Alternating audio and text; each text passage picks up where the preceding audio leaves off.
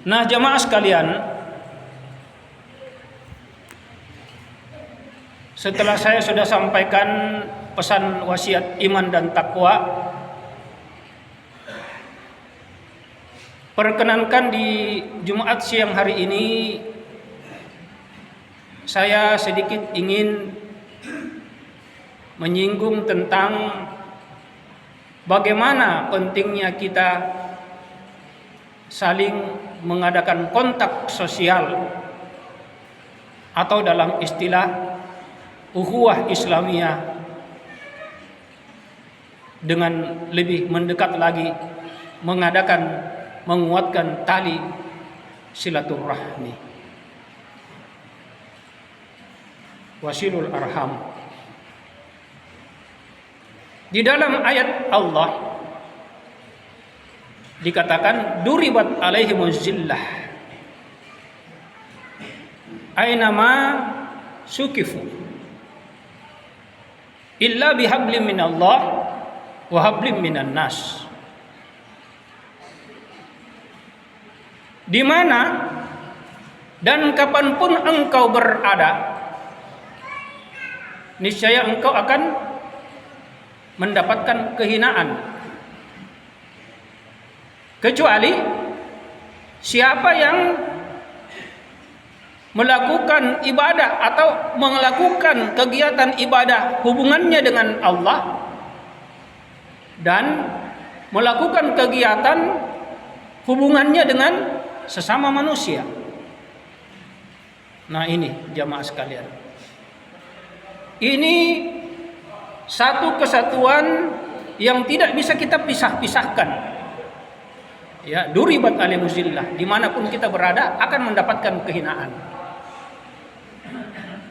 Nah, jelas ibadah kepada Allah itu yang intinya di sini kita yang utama adalah sholat. Kemudian banyak unsur ketaatan yang lain. Dalam istilahnya banyak jalan kita ini untuk menggapai ridha Allah, rahmat Allah, ampunan Allah, untuk diberikan keselamatan dunia akhirat, dimasukkan di dalam surganya Allah.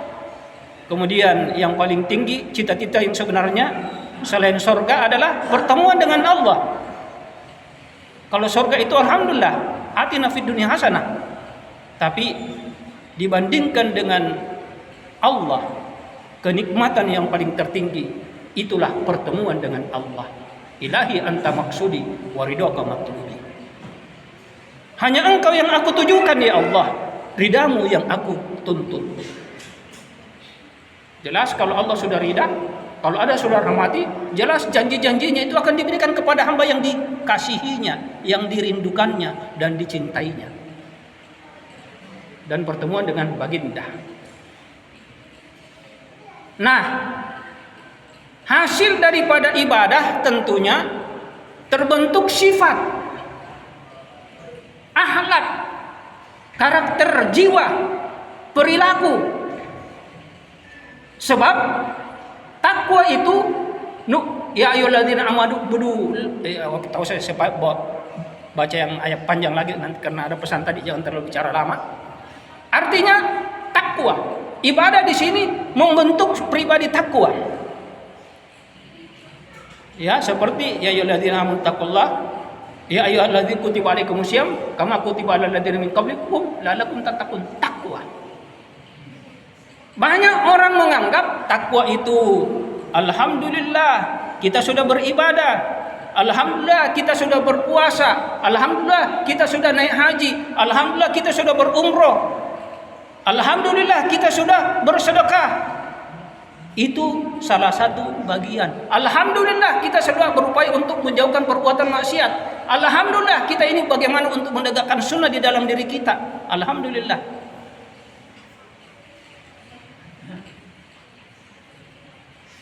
Ini perlu diluruskan. Banyak orang pun menyangka saya sudah bertakwa. Kenapa? Saya berjenggot. Saya memakai senang memakai jubah, baju gamis. Saya pakai celana cingkrang di atas lutut. Saya berjilbab, saya bercadar, dan saya berusaha untuk menegakkan sunnah. Alhamdulillah. Tapi apa yang dikatakan oleh baginda bukan itu. Itu hanya ketaatan lahiriah, gerak badan. Tapi di dalam hadis penjelasan yang panjang, dalam hadis riwayat Muslim dikatakan beliau menunjuk at-taqwa ha huna. Beliau berkata 3 kali, takwa itu di sini.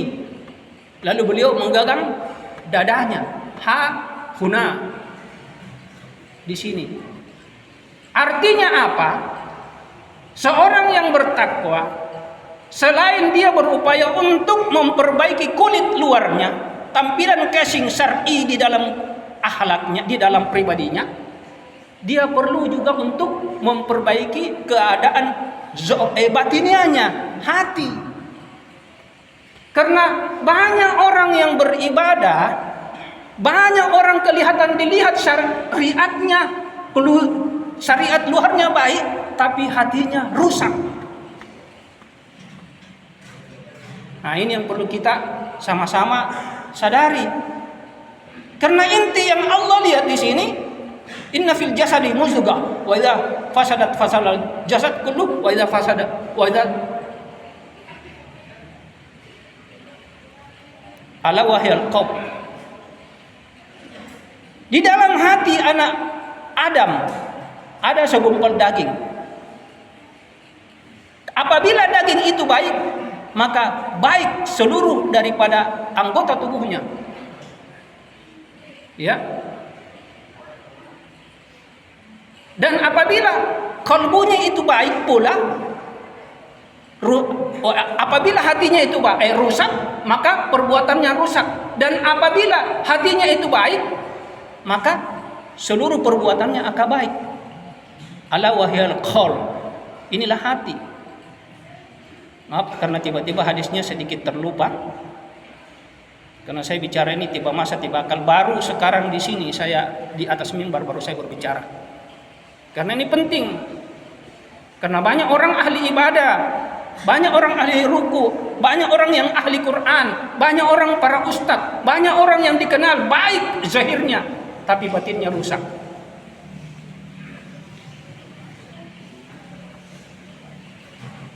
Allah la yanzuru, inna Allah la yanzuru ila suwarikum wa la yanzuru ila ajsadikum walakin yanzuru ila ma fi qulubikum. Allah tidak melihat muka, wajah. Allah tidak melihat bentuk tubuh. Tapi yang Allah lihat ma fi qulubikum, apa yang ada di dalam hati. Jadi ini perlu jemaah. Hati dengan isi hati kita.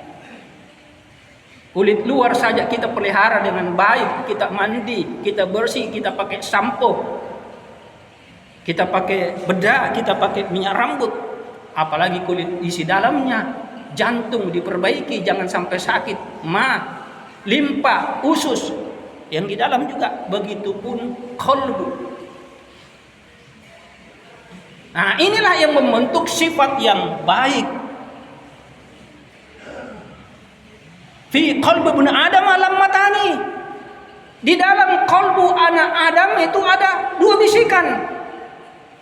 Lammatin minal malaki wa lammatin minasyayatin. Ada bisikan dari malaikat dan ada bisikan dari setan. Jadi kita mau cenderung yang mana?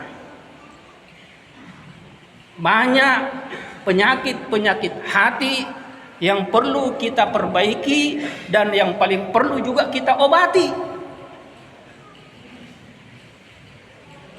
Dengki, hasad, sombong, ujub, bangga diri, memandang enteng orang, merasa diri yang paling terbaik, merasa diri yang paling soleh, merasa pemahamannya yang paling benar, pelit, bahil, kikir, benci kepada orang.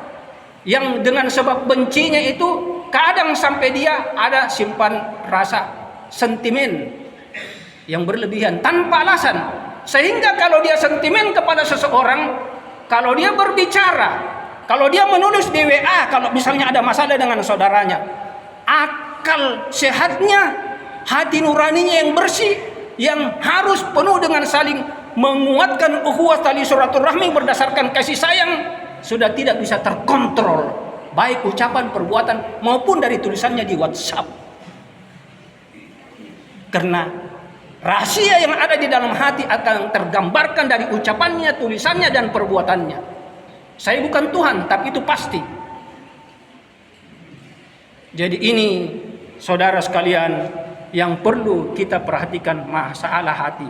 Terus terang saya juga ini orang kotor, saya orang busuk, saya orang hina, saya orang lalai, saya orang yang tidak dekat dan jauh dari Allah. Karena saya manusia yang tidak sempurna. Apa yang mau disombongkan?